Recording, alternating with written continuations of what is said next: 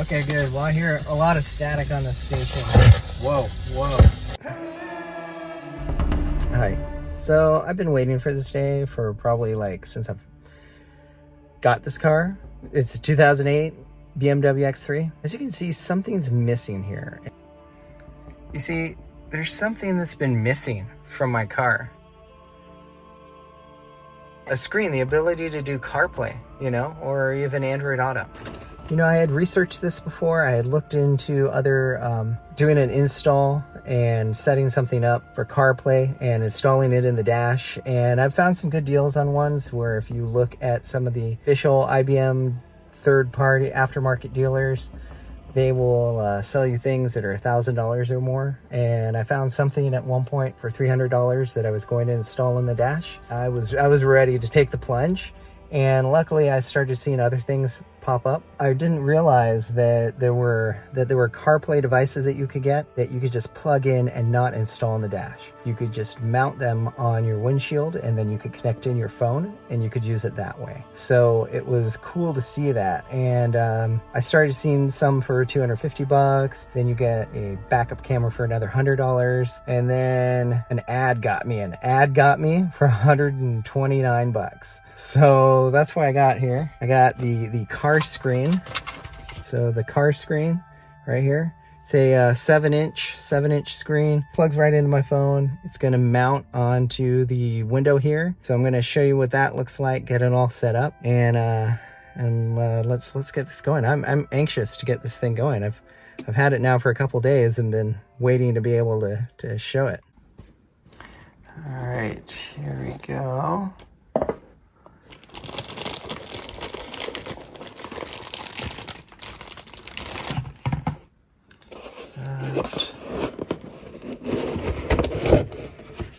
I had to explain this more. This is a backup camera that comes with it. Not a bad value considering competitors charge extra. However, it is not wireless. Some of the additional accessories like the power adapter and a remote, I'll explain later. We'll have the window mount here. It gives you many options to position the monitor, like closer to you as well as rotating on the ball to change the angle. A manual, which is pretty straightforward, and a remote for controlling music, etc. It is a touch screen, so I don't plan to use this, but nice to have.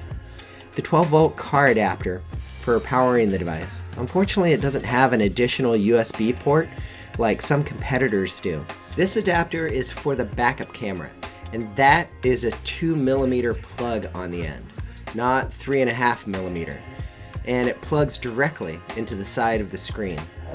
Here is the adapter that connects to the back of the screen, and it goes on the mount here. The mount connector looks simple, but I've already seen other videos where this is tricky. It doesn't connect easily, and dismounting can be tough too. If you want to quickly dismount the device from the vehicle, it is work to put it back in. Here's the front of it with this lip. The connector is at the side. We have DC for power, SD card slot, USB port, 2mm jack for the backup camera, and an infrared port for the remote control. So what's cool is that this part will slide back and forth, and then this part will move as well. So you can change the angle on this and then slide it out too, so I can fit it better on my window here. So I'm gonna size it up here and see what's gonna work best, because I want to touch it about right here. I don't want to go too far back. I don't want to have to reach past this so much to get at it. So I'm gonna see what I can do here.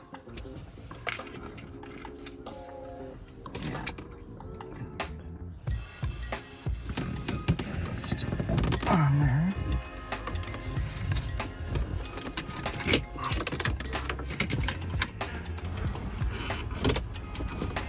All right, so it takes a little bit of work and adjusting and everything, but I've pulled it out to here. I'm trying to see how stable it is.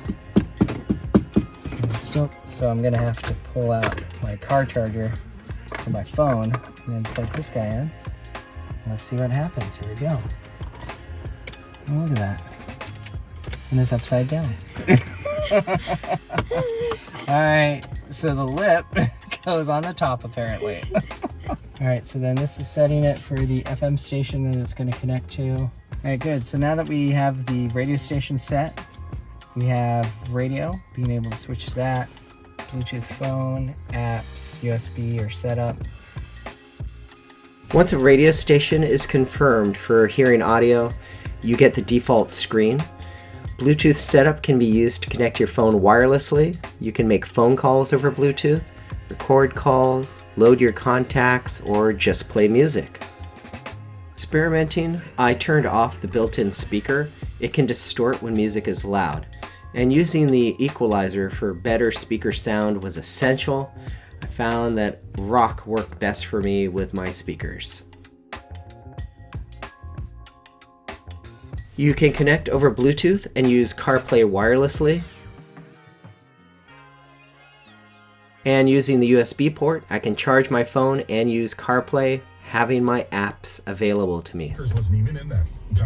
So up here, I'm going to select 95.7, try that. You just heard 95.7, I was on that active radio station. CarPlay. Hey, can you hear me okay?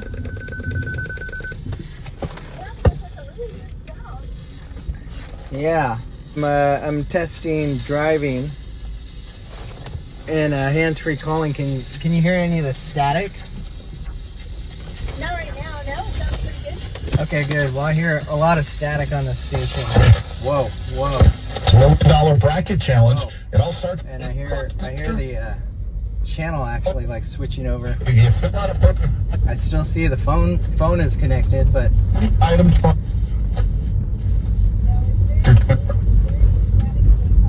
very staticky and cutting out. Okay, yeah, your voice is very faint now. Unpopular I'll hang supplement. up and call you back. Okay. Is that 4K? Okay, so I pulled over to the side of the road, found a good static station right now, which is 93.9. Here, I programmed it, so 93.9. So I'm gonna pick 93.9 up here. Hello? Hey, can you hear me okay? Yeah, Good, sounds better. sounds great. Let me drive around a little bit and see if it cuts in. This is just static on this particular station, so there was not like a live radio station or anything like that. So let me see if this is better now as I take a phone call. Yeah, sounds pretty good. Okay, cool. Yeah, your voice is nice and clear, although the volume's kind of low for me. I've gone a couple blocks now, so this is pretty good. So cool. Awesome. Thank you.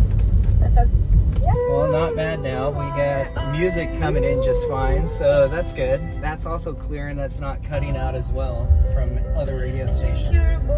All right, so what have we learned here? This CarScreen device is good. It works. Half the cost of CarPlay. I think you get a little bit more functionality out of CarPlay, where you would have the ability to then plug into the auxiliary port of your car stereo and not have to deal with FM stations. Like you saw, I had to really find an FM station that had nothing on it, and then that gave me the best result. I was no longer competing with frequencies of the radio station. As you saw with the connector on the back, that is hit or miss. Sometimes it takes a little while for me to get it connected correctly, but for security's sake, you may want to unhook it and bring it inside with you at night. You know, I wish the connector was better in that regard, that it was something that was easier to detach so that you could take the thing with you, since it is pretty portable. Response time is good.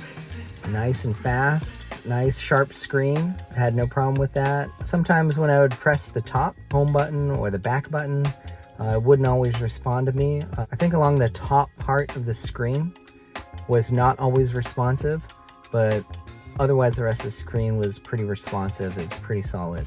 Otherwise, I'm pretty happy. I have CarPlay now in my car. This is great for a 2008 vehicle that has just a CD player and FM station. I don't have an auxiliary port in the front. In fact, I actually have an auxiliary port in the back, but that's another video. In fact, I'll show you that video here. So you can check that out if you want to see it. I do have a solution with that auxiliary port. I was surprised it worked well. I had never messed with it in the past. I don't know why. Ended up not setting up the backup camera for now. Maybe I'll do that in another video and see how that works. Certainly wanted to see it get triggered by going in reverse. I thought that might be fun. This is another tech video from NetGuys. Take care.